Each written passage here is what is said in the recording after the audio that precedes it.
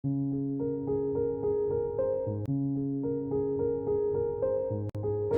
should bear in mind that student life is the golden period of life, and we have to bear in mind also that students are the future leader of our country.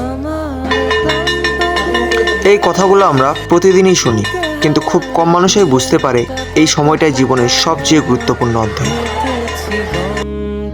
যেখানে প্রতিটি সকাল শুরু হয় শৃঙ্খলা দিয়ে। এই মাঠ আমাদের শিখিয়েছে একসাথে থাকলে শক্তি কত বড় হতে পারে। একদিন আমরা এই গেট পেরিয়ে চলে যাব, কিন্তু এই স্কুল আমাদের চরিত্রে থেকে যাবে।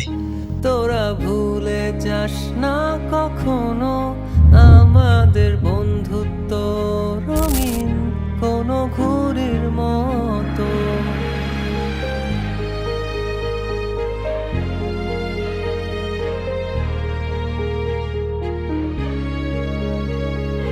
এক প্রজন্ম বিদায় নেয়, আরেক প্রজন্ম স্বপ্ন নিয়ে আসে। একইভাবে স্কুল বেঁচে থাকে স্রোতের সময়ে। চিরচেনা শহরে প্রতিটি দেয়ালে বুকে চাপা অভিমান,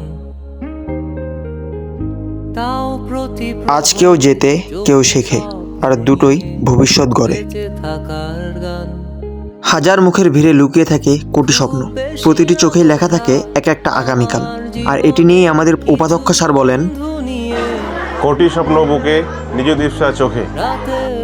এই ক্যাম্পাসের প্রতিটি হাসির পেছনে শুধু শিক্ষক বা নিয়ম নয়, একজন অভিভাবকের নীরব নেতৃত্ব ও তার যত্ন আর দৃষ্টিভঙ্গি লুকিয়ে থাকে। তিনি উপস্থিত থাকেন দৃঢ়তায়, প্রেরণায় এবং ছাত্রদের প্রতিটি ছোট বড় মুহূর্তের পাশে থাকে পথ দেখান। এই স্কুল জীবনটা শেষ হলে হয়তো সবকিছু বদলে যাবে, তাই না? বদলাবে, কিন্তু এই সময়টা তার কখনো ফিরে আসবে। তখনই বুঝবে এটা সবচেয়ে আসল সময়। আসলে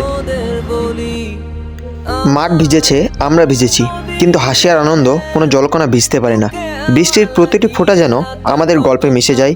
ঘাত ধরে দৌড়ানো, চিৎকার করা, একসাথে ঝাঁপ দেওয়া, এই গল্পগুলোই আমাদের স্কুল জীবনের অগম স্মৃতি, যা সময়ের সাথে শুধু আরও উজ্জ্বল হয়ে থাকবে।